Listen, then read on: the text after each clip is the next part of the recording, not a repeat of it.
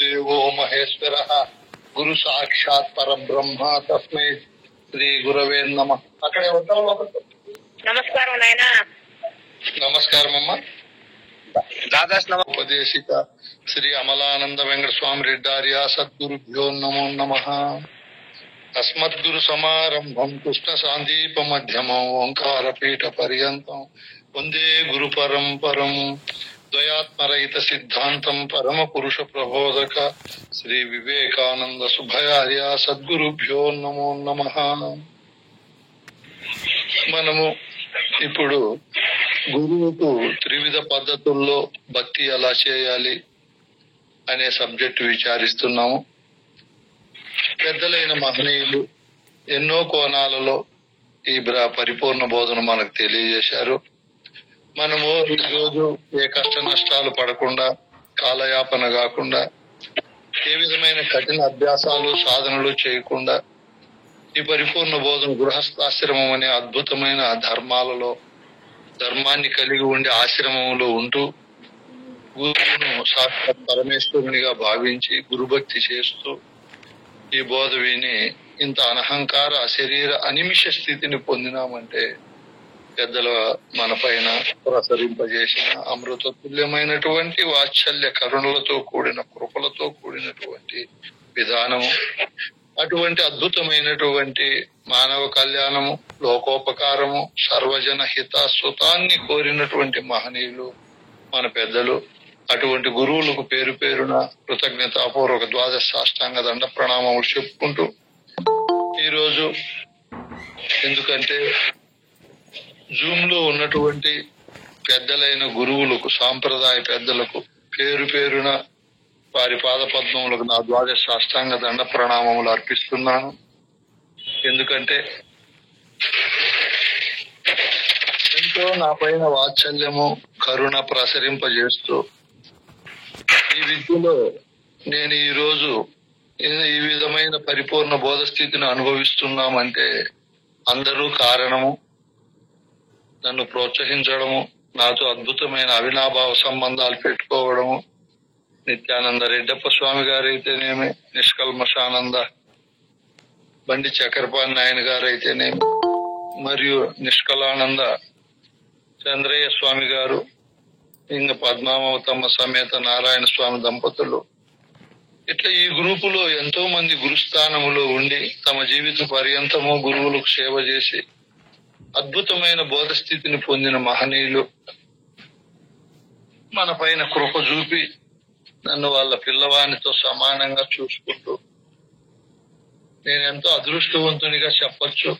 ఇంతమంది పెద్దల కృపకు పాత్రుడునై వాళ్ళతో మమేకమై నా జీవన విధానాన్ని, నా బోధలను వారితో పంచుకుంటూ అంత అశరీరులైన మహనీయులతో గడపడం అనేది సామాన్యమైన విషయం కాదు.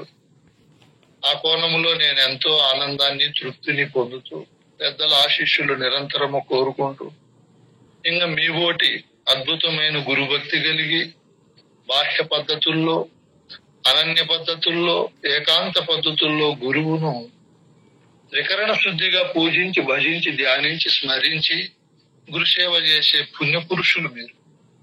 మీ అందరికీ నేను బోధ చెప్పడం నా మహాభాగ్యంగా, నా ధన్యతగా భావిస్తూ నేను నా గురువు ద్వారా పొందిన ప్రబోధలు ఎంత వీలైతే అంత మీ హృదయాల్లో రంజింపజేసేకి, ఏ విధమైన దాపరికము, ఫలాపేక్ష కోరకోకుండా ఈ బోధను మీకు అందించేది నాకు గురువు ఇచ్చిన గొప్పటి అవకాశంగా భావిస్తూ, గురుతర బాధ్యతగా భావిస్తూ మీకు ఈ బోధను చెప్తున్నాను.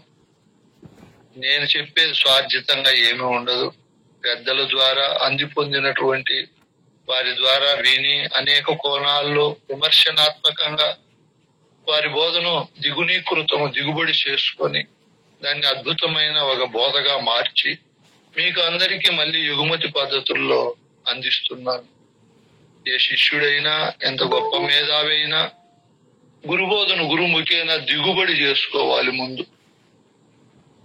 ఆ తరువాత యుగుబడి చేయవచ్చు. మనం దిగుబడి ఎంత అద్భుతంగా ఉంటుందో యుగుబడి అంత అద్భుతంగా మనం ప్రసరింపజేయచ్చు.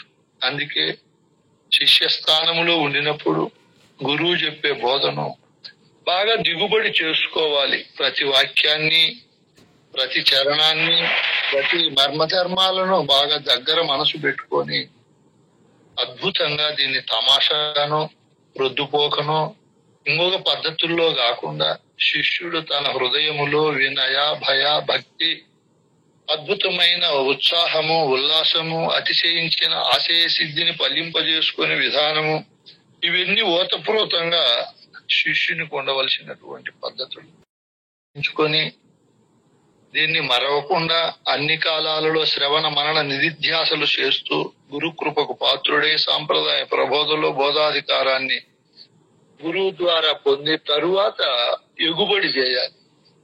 దిగుమతి, ఎగుమతి అంటారు. దిగుమతి అద్భుతమైన పద్ధతుల్లో చేసుకోవాలి.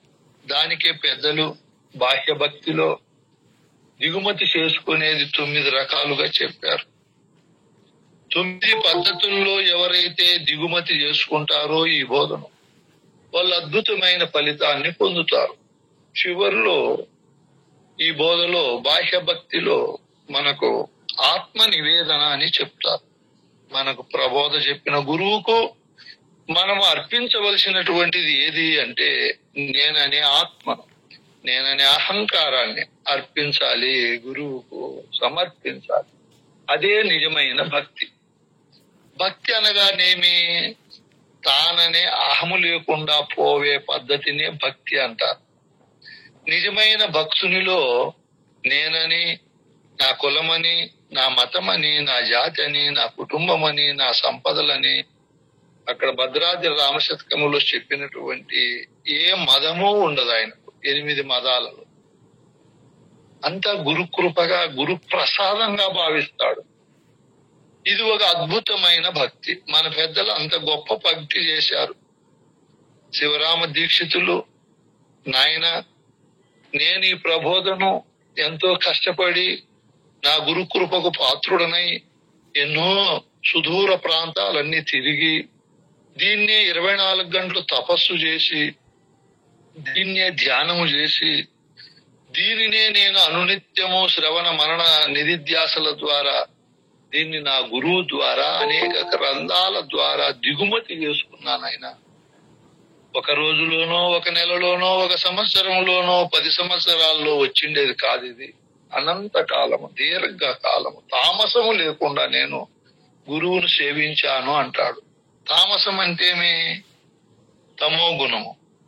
నిద్రపోదాములే, అన్నం తిందాము, కావలసిన సౌకర్యాలు పొంది ఎప్పుడో గురువు దగ్గరికి పోదాములే అనే భావము లేకుండా, ఎప్పుడు ఉల్లాసంగా, ఎప్పుడు నాకు ఈ అవకాశం వస్తుందా, ఇది నీటి మీద బొగ్గ వంటిది, పండుటాకు వంటిది, పండిపోయిన పండు వంటిది, గాలిలో ఉరుము మెరుపుల వంటిది, చెట్టులో పూసినటువంటి పూత వంటిది, నీటిలో బిందువు వంటిది, మంచుగడ్డ వంటిది, ఏటి ఒడ్డున ఉన్నటువంటి చెట్టు వంటిది, ఇది మేఘముల వంటిది, ఒక గాలి వంటిది, చెలించిపోయేదే ఇది.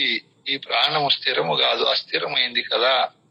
తాను ఉండంగానే ఇల్లు చక్కబెట్టుకోవాలి. కాంతి సూర్యుడు ఉండంగానే ఇల్లు చక్కబెట్టుకోవాలి, ప్రయాణం పూర్తి చేయాలి అని పెద్దలు చెప్తారు. చీకటి పడిన తరువాత ఏ పని చేయకూడదు అంటారు. అట్లే మన శరీరాల్లో ఉన్నటువంటి ఇంద్రియ పటుత్వము, మనోబుద్ధి, చిత్త, అహంకారాల యొక్క శక్తి సామర్థ్యాలు చీకటని బలహీనత పడకపూర్వమే అవన్నీ ప్రకాశంగా ఉన్నప్పుడే గురుతత్వాన్ని ఎరగాలి. ఎలా ఎరగాలి? నా రక్షకుడు, నా విద్యా ప్రదాత, నా ముక్తి ప్రదాత, నా సద్యోజాత ముక్తిని కలిగించే ఏకైక దేవదేవుడు నా గురుదేవుడని అద్భుతమైన గురుభక్తి ఉండాలి. అట్లా గురుభక్తిని ప్రసరింపజేసినటువంటి మహనీయులు మన పెద్దలు. మీరు ఎక్కడైనా చూడండి, భావత కృష్ణ ప్రభువులు అంటాడు, శ్రీమత్ సీతారామస్వామి కృపంజప్పనయ్యే.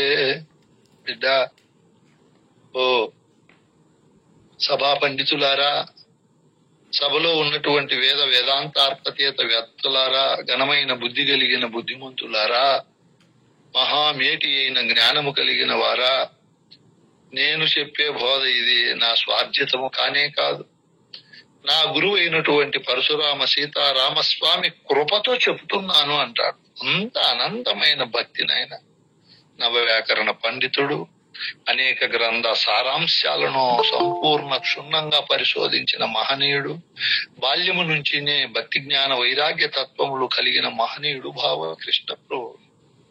అటువంటి మహనీయుడు గురుకృపకు పాత్రుడై సకల శాస్త్ర పారంగతుడై సకల మర్మధర్మాలు సృష్టిలో తెలిసిన మహనీయుడు. మీరే చూడండి ఎన్ని రకాలుగా కందార్థాలను రాశాడు, కంద పద్యాలు రాశాడు, పాటలు రాశాడు. ఎంత సుదూరం ఉంది చూడు. ఆయన దగ్గరికి మనం పోనే లేము. సూర్యుని దగ్గరికి ఏ వజ్రం కూడా ఎలా పోయి ఉండలేదో, సర్వనాశనాము తన రూపాన్ని నామాన్ని పోగొట్టుకుంటుందో, అట్ట కృష్ణ ప్రభువుల యొక్క విద్యా ప్రకాశములో ఎవరు ఎంత మేధావులైనా కూడా తొనికిసలాడాల్సిందే. అంత గొప్ప ప్రకాశవంతుడు అటువంటి మహనీయుడు. ఈ రెండు కందార్థాలను చూడు ఎట్లా రాసి పెట్టాడు. మన తపస్సు చేయాల, గురుముఖేనా చాలా కాలం విచారించినప్పుడు అప్పుడు పట్టుకుంటాది మన ఎరుక.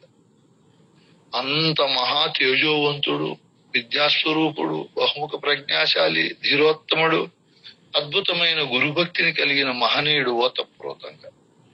అంత మహానుభావుడు గురుభక్తి అనే పునాది పైన, గురుభక్తి అనే ఒక గొప్పదైనటువంటి ఒక స్థాన పీఠము పైన పరిపూర్ణ బోధ అనే మహా సౌందర్యమైన రాజభవనాన్ని నిర్మించాడు. మోక్షాపేక్ష కలిగిన పాఠకోత్తములో అటువంటి భవనం లేకొస్తే ఎంత విశ్రాంతి, ఎంత సురక్షితము, ఎంత శాంతము, ఎంత దయార్థ హృదయాన్ని కలిగి ఎంత ప్రశాంతతతో ఉంటారంటే అట్లుంటారు. ఆయన భవనం, ఆయన బోధ అనే భవనం, ఆయన ఇచ్చిన గ్రంథం అనే రాజోత్తమమైనటువంటి మహాప్రసాదము. అందులో ఎవరు ప్రవేశిస్తారో వాళ్ళకే తెలుస్తుంది అది. అటువంటి మహనీయుడు గురుభక్తి అనే పునాదిని వదలకుండా తన జీవితాన్ని ముందుకు తీసుకొని పోయాడు. అనహంకారుడై గురువాక్య పరిపాలన దక్షత కలిగి ఒక గురుతర బాధ్యతగా తన శేష జీవితాన్ని గడిపిన అటువంటి యొక్క మహనీయుని సన్నిధానంలో మనము అటువంటి పెద్దల యొక్క కృపా కరుణా కటాక్షాలతో మనము శేష జీవితాన్ని ముందుకు తీసుకొని పోవాలి అంటే వారి అద్భుతమైనటువంటి భక్తి తత్వాన్ని మనం కలిగి ఉండాలి. అందుకే ఆయన బాహ్య భక్తిలో ఆత్మ నివేదనకు మన పరిపూర్ణ బోధకు చక్కగా అవినాభావ సంబంధం ఉంటుంది. ఇది అద్భుతమైన భక్తి. మిగతా కోణాలలో ఎవరు ఎన్ని రకాలుగా భక్తి చేసినా ముక్తి అనే సామ్రాజ్యంలో ప్రవేశించలేరు, సద్యోజాత ముక్తిని పొందలేరు. ఎందుకంటే భాగవత కృష్ణ ప్రభువులు సశిష్యుడు లేదా గురుభక్తిని కలిగి ఉండే వారికి ప్రధాన అధికారం చెప్తాడు. గురువుకు గురుభక్తి చేసే వాళ్ళు ఎలా ఉండాలి అన్నప్పుడు ఏం మాటలు చెప్తాడు చూడండి. ఆయన తను మన ధనములు గురునకు వినయంభున ధార పోసివేట్ట గురునిచే అనువైన బోధవడసిన ఘనమతి మంతునకు సాటి కలరాయి భువిని లోకులు రొక్క వలదా చౌలవిని తన నితరులనే తాననక ఏ మాటను వినక పరిపూర్ణత తన రువానికి సాటి గలరాయి భువిని లోకులు రొక్క వలదా చౌలవిని. నిన్న మనం ఈ కందార్థం పాడుకొని చెప్పుకున్నాం. ఆయన రాముడు ఈ రోజు సర్వపూజ్యుడైనాడంటే గురువుకు తనుమన ధనములు ధారపోసి గురువాక్యముతో బలీయమైనటువంటి జ్ఞానాన్ని యోగాన్ని పొందాడు ఆ మహనీయుడు.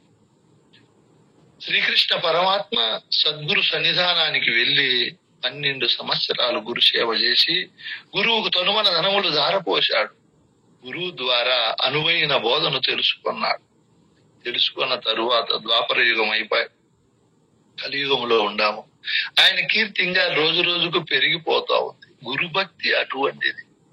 ఏమి మనకు బంధాన్ని కలిగిస్తాయో బాధను కలిగిస్తాయో ఆ వస్తువులను గురువుకు దక్షిణగా సమర్పించి అవి గురువు ప్రసాదంగా భావించి అవన్నీ నావి కాదనే భావనతో గురు బోధన ఎరుగుట మన పరిపూర్ణ బోధలో ప్రధాన అంశం. ఇది అద్భుతమైన ఘట్టం. ఇటువంటి ఘట్టాన్ని ఎవరైతే శాస్త్రోక్తంగా గురు సన్నిధానంలో సంపూర్తి విజయవంతంగా చేసుకుంటారో వారి కథ ఎవరైతే వింటారో వాళ్ళు మురొక్కాల్సిందే, మురొక్కకుండా పోయేకి లేదు. పరశురామ సీతారామ స్వామి, భాగవత కృష్ణ ప్రభువులు, ఫిలుకాన లక్ష్మణ ప్రభువులు, పగడాల వెంకటేశ్వర అవధూత మరియు భక్తానంద తూడి దేవమాంబ, స్వామి వివేకానంద బండారు సుబ్రాయార్యులు, ఈ పరంపరలో ఉన్నటువంటి గురువులందరూ కూడా విశేషమైన గురుభక్తి చేశారు. వాళ్ళ చరితార్థమైంది. అంత అద్భుతమైన భక్తి అది. ఈ భక్తి ఫలప్రదమైనది, ప్రయోజనకరమైనది, చెవులను మురొక్కేటట్లు చేస్తుంది వాళ్ళ కథ విని. మీరు ఆలోచన చేయండి, మిగతా వారితోనే పోతారు. గురువుకి ఈ విధంగా తనుమనదనములు ధారపోసి అద్భుతమైన భక్తి ఎవరైతే త్రికరణ శుద్ధిగా చేస్తారో వాళ్ళు చరితార్థులవుతారు. భూకులు మ్రొక్క వలదా చెవుల విని, వాళ్ళ మాటలు వాళ్ళ చరిత్రలు విని లోకులు ఎంతో ఆనందపడతారు, అద్భుతమైన పరివర్తన చెందుతారు. ఆ భక్తుల కథలు విని ఎవరు పరివర్తన చెందలేరు. ఎందుకు? ఇది అద్భుత ఫలితాన్ని ఇస్తుంది. ఎందుకంటే ఈ భక్తి చేసిన మహనీయుడు ఎలా ఉంటాడు? తాను ఇతరులు అని రోజు ఈ నేననే వస్తువు గొనుగుతూ ఉంటాడు. తనను గురించి అయినా విచారిస్తూ ఉంటాది. తనకు భిన్నమైన శరీరము, కుటుంబము, ప్రపంచ సంఘటనలైనా విచారిస్తూ ఉంటాది. దీని పనే ఇది. రాగాకు కొన ఎప్పుడు అల్లాడుతూ ఉంటుంది, దాని పనే అది. ఏనుగు తొండము, ఏనుగు చెవులు ఎప్పుడు కదులుతానే ఉంటాయి, నిర్మలంగా ఉండవు. దాని యొక్క ధాతువుల్లోనే ఆ గుణం ఉంటుంది. అది ఎప్పుడు చెల్లిస్తూ ఉంటాది. ఓ చోటు నుంచి ఓ చోటు నుంచి ఓ చోటు, అధిక పీడనం నుంచి అల్ప పీడనానికి ప్రయాణిస్తూనే ఉంటుంది. అక్కడ మళ్ళా అధికమైతే మళ్ళా అల్పానికి పోతూ ఉంటుంది. అది గాలి గుణం. ఆ విధంగా అంటే కోతికి ఉన్నటువంటి కాళ్ళు చేతులు కదిలే గుణం ఎప్పుడూ ఉంటుంది, అది నిలకడగా ఉండదు. అలాగే సింహము యొక్క గుర్రము యొక్క తోక ఎప్పుడు కదిలిస్తూ ఉంటుంది, దాని గుణమే అది, దానికి ఉన్నటువంటి స్వభావం అది. అలాగే ఈగ గుణము మలమూత్రాల పైన వాలుతూనే ఉంటుంది, అది నిలకడగా ఒక చోట ఉండదు. అంటే ఎన్నో ఉపమానాలు ఉన్నాయి. ఆ విధంగానే మానవుని యొక్క దేనికి చెప్తున్నాము నాయన మనం ఇదంతా? గమ్మును తననైనా చింతిస్తాది, తనకు భిన్నమైన శరీర ప్రపంచాలనన్నా ఆలోచిస్తానే. ఇట్లా కదిలే ఎరుక కదలకుండా పోవాలన్నా, దాని పనిని సంపూర్ణంగా అది ముగింపు చేసుకొని పోవాలన్నా గురువుకు తనుమన ధనములు ధారపోసి గురువు ద్వారా అనువైనటువంటి బోధ పరిపూర్ణమును లేని ఎరుకను విచారించి ఎరుకను విడిచి ఉండినప్పుడు దాని పని నిర్మలమవుతుంది. అది కదలక మెదలక నిర్మలంగా గురువాక్యముతో కలిసి జీవిస్తూ ఆనందంగా ఉంటుంది. అందుకు చెప్తున్నాను ఈ మాట. నేను ఈ ఎరుక అనేది తననైనా గాని ఇతరులనైనా గాని విని పని ఉంటుంది ముందు. దానికి గురువు దగ్గరికి రాకపోవడం ఎప్పుడూ కదులుతూ ఉంటుంది. ఎక్కడైనా అక్కడైనా అక్కడైనా ఇక్కడైనా చెల్లించిపోతుంది. ఇది బాహ్య భక్తి. ఇంకా అద్భుతమైన అంతర్భక్తి చెప్పండి, దీన్ని అంతర్భక్తి లేకపోవాలి. ఈ విధంగా మనము ఇది బాహ్య భక్తి. తనను ఇతరులను అనేది బాహ్య భక్తి. ఇది నేను అనేది ఎప్పుడు అంటా ఉంటాను. బోధ రీత్యా చెప్పండి.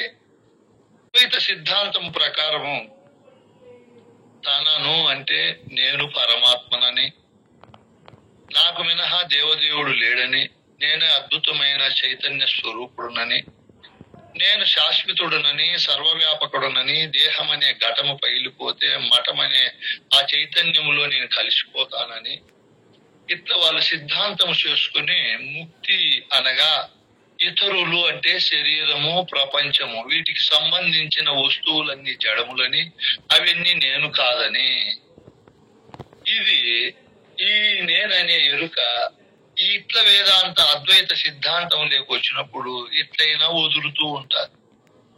దేహము మాయ, ఇంద్రియాలు మాయ, ప్రాణం మాయ, మనస్సు మాయ, బంధువులు మాయ, ధనం మాయ, ధాన్యం మాయ, ఇవన్నీ మాయగా మార్చి ఇవి కలలో వస్తువులు కనపడినట్లే ఇవి కనపడతాయి, ఇవి స్థిరము కాదు, శాశ్వతము కాదని చెప్పి తనకు భిన్నంగా ఉండే వాటన్నింటినీ మాయగా మార్చుకొని తానైనటువంటి పరమాత్మను శుద్ధ చైతన్య స్వరూపునిగా మార్చుకొని నేనుగా ఉండాలి. నేను కేవలము శుద్ధ చైతన్యము అంటే నిద్రలో, మరుపులో, మూర్ఛలో, మరణములో, సుషుప్తులో, అది సమాధిలో ఎట్లుంటుందో అట్లా జాగ్రత్తలోనే నేను ఉండాలి. నేను మనోబుద్ధి చిత్త అహంకారాలతో గాని, దేహంతో గాని, ప్రపంచంతో గాని కూడుకోకూడదు. కూడుకుంటే బంధము, కూడుకోకపోతే మోక్షం అని తనను తాను నిలుపుకొని తనకు భిన్నమైన వాటన్నింటినీ భావములోనే వదులుకొని ఉంటారు అద్వైత సిద్ధి కలిగిన మహనీయులు. వాళ్ళ స్థితి అట్లుంటారు. ఇప్పుడు ఇక్కడ కృష్ణ ప్రభువులు ఏమంటున్నాడు? ఇట్లా వేదాంతాన్ని కూడా పూర్వపక్షము చేసి విక్షేపం అనే పరమాత్మలో కూడా దోషము చూపించి, ఈ విక్షేపం అనే పరమాత్మ జడమైనటువంటి ఆవరణమైనటువంటి శరీర ప్రపంచాలలో దోషము చూపించింది. అది కదిలిపోయే మేఘములు, కదిలిపోయే ప్రవాహం వంటిదే. ఇప్పుడు తనను నిలబెట్టుకున్నది అద్వైత సిద్ధాంతం. నీవు ఎక్కడుంటావయ్యా? నీకు అసలు నివాస స్థలమేదయ్యా? నువ్వు ఎలా ఉండగలుగుతావయ్యా? నువ్వు ఆశ్రిత వస్తు స్వరూపుడువయ్యా. ఆశ్రితమైనటువంటి దేహ ప్రపంచములు లేకపోతే నీకు ఉండేకి చోటే లేదు, నువ్వు ఉండనే లేవు, నీ ఉనికే లేదని చెప్పి విక్షేపమైన పరమాత్మలో కూడా దోషం చూపించి పరిపూర్ణ బోధ చెప్పే గురువు ఈ ఉదురును కూడా నిలబెట్టేస్తాడు, అనకుండా చేస్తాడు. చూడు పరిపూర్ణ బోధ గొప్పతనం ఎంత ఉందో. ముందు భగవద్గీత చెప్పిన మహనీయులు, ఉపనిషత్తులు చెప్పిన మహనీయులు, అలాగే బ్రహ్మసూత్రాలు చెప్పిన మహనీయులు, అలాగే అష్టాదశ పురాణాలు, భాగవతము, భారతము, రామాయణాది గ్రంథాలు చెప్పిన మహనీయులు, యోగ వాసిష్టము, జ్ఞాన వాసిష్టము, వివేక చూడమని, విచార సాగరము, అద్వైత చంద్రిక విలాపము, జీవన్ముక్త ప్రకాశము, యోగ వాసిష్టము, జ్ఞాన వాసిష్టము, మాయా విలాపము, ఇత్త సిద్ధ రామాంజనేయ సంవాదము, ఆ విధంగా సుజ్ఞాన శాస్త్రము, మరియు నిష్కామ కర్మ, నైష్కర్మ కర్మ సిద్ధి, ఇట్లా ఎన్నో అద్భుతమైనటువంటి పుస్తకాలలో వాళ్ళు నేను నిలబెట్టి నేనుకు భిన్నమైనటువంటి దేహ ప్రపంచాలను తీసివేసి వదిలినారు. వాళ్ళం పొయ్యిల వాళ్ళకు వాటన్నింటిలో దోషాన్ని చూపించి మన అసలు గురువులు నాయన చూడండి. భాగవత కృష్ణ ప్రభువులు ఖండార్థానికి ముందే ఒక సబ్ హెడ్డింగ్ పెడతాడు. ఏం పెడతాడు నాయన? హెడ్డింగ్ పేరు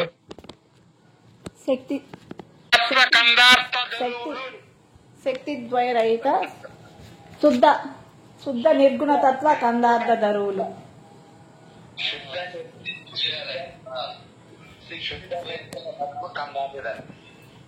అది ఎక్కడ నిలబల్లా, ఎక్కడ ఎత్తుకోవాలో చెప్పండి. శక్తి అని నిలబల్లా. శక్తి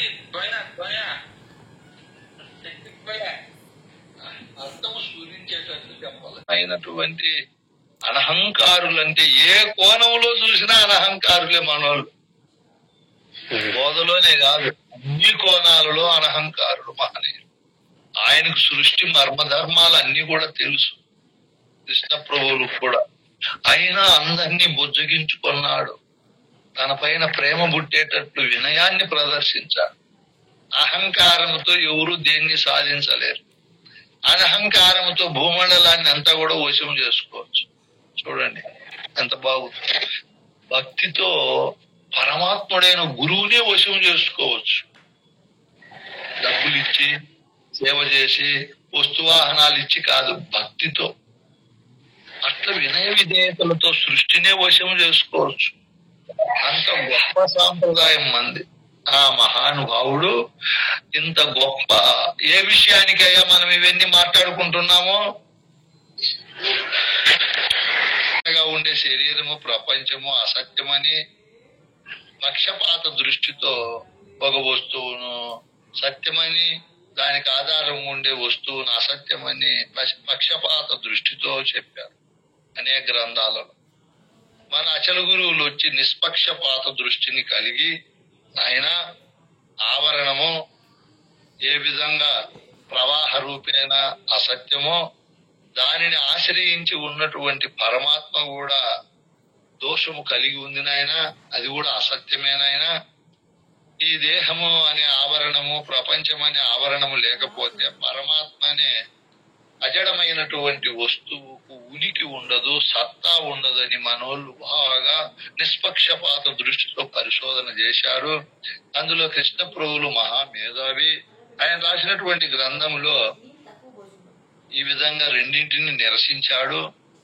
ఉన్న వస్తువును గురించి చెప్పిపోయినాడు. అందుకే ఆ గ్రంథానికి ఒక అద్భుతమైన నామం పెట్టాడు.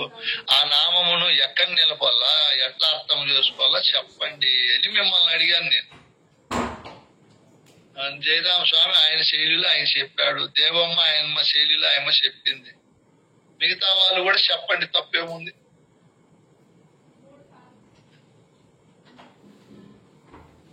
సరే రేపు చెప్పండి, ఈ రోజు చెప్పకపోతే పోనీగా నేను. ఈ విధంగా గురువు దగ్గర పరమాత్మ తెలుసుకున్నప్పటికీ ఇటట్టు అంటే శరీరము నేను అనుకొని ఉండే విక్షేపం అనే ఈ విక్షేప దోషాన్ని కూడా రహితపరుచుకోవాలి అనే విధానానికి చెప్తున్నారయ్యా. జై గురు. నేనేమడిగానంటే మా భావతి కృష్ణ ప్రభువులు ఆయన రాసిండే కందార్థాలకు ఒక పేరు పెట్టాడు. ఆ పేరును ఎట్లా మనం చెప్పుకోవాలి, ఎక్కడ నిలబెట్టాలి, ఎక్కడది ఎట్లా అర్థం చేసుకోవాలి అని అడిగాను మిమ్మల్ని. శక్తి ద్వయ నిరాశకంబైన శక్తి అనేది మనలో శక్తి, విక్షేప శక్తి, ఆవరణ శక్తులని రెండు శక్తులు కలిసి మనసందున కోరికగలుగు మనుషులే వినుడి, వినజేసేదా కనజేసేదా ఘనమైన ఈ బోధ అంటాడు. ఇప్పుడు ఏమో చెప్తాడు, శిష్యులారా మీరు నా దగ్గర కేవలం వినాలని వస్తే కుదరదు. మీరు వినాలి కనాలి అనే కోరికలు రెండు పెట్టుకొని రావాలి. ఏది గురువు వినిపిస్తాడో దాన్ని కనాలి. ప్రపంచంలో అన్ని బోధలు వినిపిస్తాయి. అతి పెద్ద మతం 260 కోట్ల 200 పరిపూర్ణం అనే టంకా కొట్టేది కాదు, వస్తునిశ్చయంగా వస్తువును చూపిస్తాది. ఎరుకను అద్భుతంగా ప్రత్యక్షంగా తెలియజేసే బోధమ. శిష్యుడే లాస్ట్ లో ఒప్పుకుంటాడు, గురువరా మీ నా సంధున ఎరుక అనే తెరగలిగి ఉండే ఎన్నాళ్ళ వలెన్ కరుణా రసక్షణములను తెరదీసి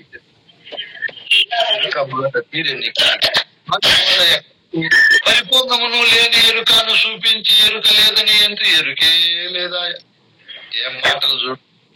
శిష్యునికి ఇట్లా ఏదైతే వినిపింపజేశాడో మాటల ద్వారా ఆ వస్తువును కనిపింపజేస్తారు పరిపూర్ణ బోధలు. వినవలెనని కనవలెనని మనసందున కోరిక కలిగిన భక్తునికి ఈ పరిపూర్ణ బోధ గురువు వినిపిస్తాడు, కనిపిస్తాడు. భక్తి ఫలప్రదమైతాది, ప్రయోజనమైతాది. ఏ భక్తుడైతే ఇందులో ప్రవేశించాడో వాడు సంపూర్ణ విజయంగా ఈ విద్యా ఫలాన్ని అనుభవిస్తాడు, సందేహమే లేదు. ఇప్పుడు ఏ లక్ష్యంతో వచ్చాడో ఆ లక్ష్యము సిద్ధింపబడతాది, ఆశయము ఫలప్రదమైతాది. చూడు ఎంత గొప్ప బోధ పరిపూర్ణం. మనం ఎంత అదృష్టవంతులమయ్యా ఈ బోధలేకి వచ్చామంటే. ఇంతకంటే ధనము కావాలన్నా, ధాన్యము కావాలన్నా, వాహనాలు కావాలన్నా, బంగారు కావాలన్నా, సంతోషోపేతమైన భోజనాలు కావాలన్నా, ఏమి కావాలి మనకు? కృష్ణ ప్రభువులు గురుభక్తి చేసి ఈ ఫలప్రదమైన పరిపూర్ణ బోధను విని ఆయన ఆనందంగా పాడుకుంటాడు. ఏమని నుడుదును ఎంతని పొగడుదును, ఏమని చెప్పుదునయ్యా నా భాగ్యము. ఎంత విద్యా ఫలం అనుభవిస్తే ఆయన అంత సంతోషంగా పాడుకుంటాడు. అంటే భక్తుని యొక్క ఇంకా మన చక్రపాణి స్వామి వీళ్ళందరూ కూడా ఎన్నో తత్వాలు రాశారు మహనీయులు. భూమానంద నారాయణ దాస్ గారు అయితేనేమి, మా నాయన వీళ్ళందరూ ఎన్నో అద్భుతమైన పాటలు రాశారు. గురుకృప కలిగి ఏమి వాళ్ళు గురువు ద్వారా పొందింది ఆ మహాభాగ్యాన్ని గురించి వివరిస్తారు. అట్లా ఈ భక్తి, గురుభక్తి అనేది ఫలప్రదమైతాది, ప్రయోజనకరం అవుతాది. చెప్పలేనంత వినిపింపజేసి కన్నవాడు ఇంక ఎంత భ్రాంతిరహితమై నిశ్చలమైన భావజాలముతో ఇంక పొందేది గాని విచారించేది గాని లేకుండా సంపూర్ణమైనటువంటి అనుభవిస్తాడు. ఈ భక్తుని గుణగణాలు ఈ విధంగా ఉన్నప్పుడు బోధ ఫలితం ఆ విధంగా ఉంటది. అందుకే గురు భక్తి అనేది ఫలప్రదమైనది, విశేషమైనది. ఈ భక్తి ఏమి ఫలప్రదము, ఎలా చేయాలి అనేది ఇంకా మనం ముందుకు చెప్పుకుందాము. రేపు ఇంకా అద్భుతంగా చెబుదాం.